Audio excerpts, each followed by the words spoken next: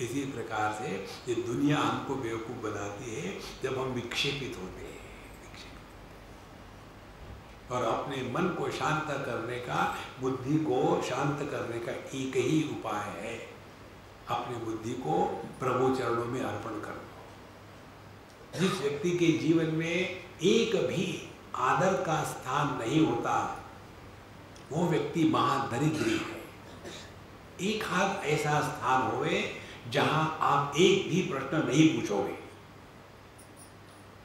तब जाकर के बुद्धि के परे चले जाते हैं। इसीलिए कई बार हमको लोग कोई प्रश्न पूछते हैं, हम उनको सीधा सीधा बताते हैं, देखो हम बोलने के पहले एक बात सुन लो, जो आप पूछोगे हम बताएंगे, लेकिन no discussion and no argument.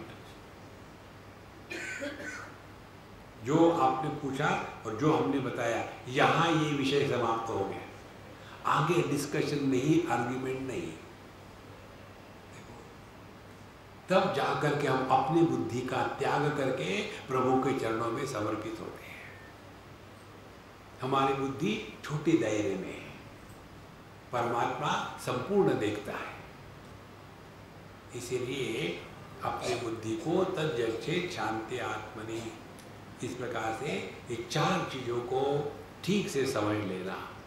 जगत क्या है, जीव क्या है, ईश्वर क्या है, और एक ही परमात्मा जीव जगत ईश्वर के रूप में तीन प्रकार से प्रकट हो रहा है, क्योंकि तीन उपाधियों के कारण परमात्मा पर नाम रूप की उपाधि चढ़ती है, तब उसको जगत कहते हैं।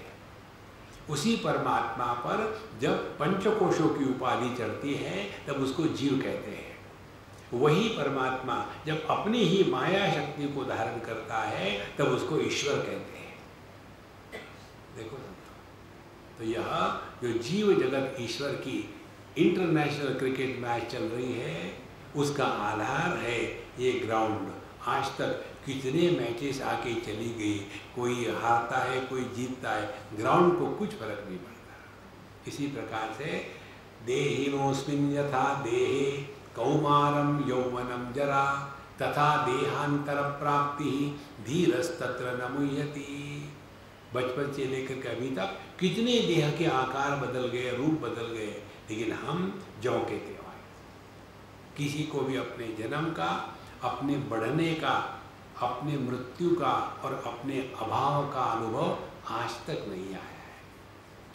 ये अपना जो स्वरूप है, उसको भगवान कहते हैं मत्ता परतरम नान्यत किंचिदस्ति धनंजय। हे अर्जुन, मेरे से ना तो कोई बड़ा मेरा कारण है, ना तो कोई कार्य है, ना तो मेरे से अन्य कोई है। केवल एक परमात्मा मात्र है, उसको केवल आत्मरूप से ही पहचाना जा सकता है। दूसरा उसके लिए कोई उपाय नहीं है। यहाँ तक भगवान ने हमको ज्ञान प्रदान किया है। अब इसी ज्ञान का हमको विज्ञान बनाना है, माने application of knowledge practically in life, जिसको कहते हैं विज्ञान और टेक्नोलॉजी, साइंस एंड टेक्नोलॉजी। तो अभी हमको साइंस बता दिया ये चार चीज़ों का, अब टेक्नोलॉजी। अब ये ज्ञान कैसे जीवन में उतारना है, ये विषय हम कर लेंगे। अब यही विराम करते हैं। ओम पूर्णमदः पूर्णमिदं पूर्णात् पूर्णमुदच्यते पूर्णस्य पूर्णमादाय पूर्णमेवावशिष्यते। ओम शांति शांति शांति। हरि ओम। श्री गुरुभ्यो नमः। हरि ओम।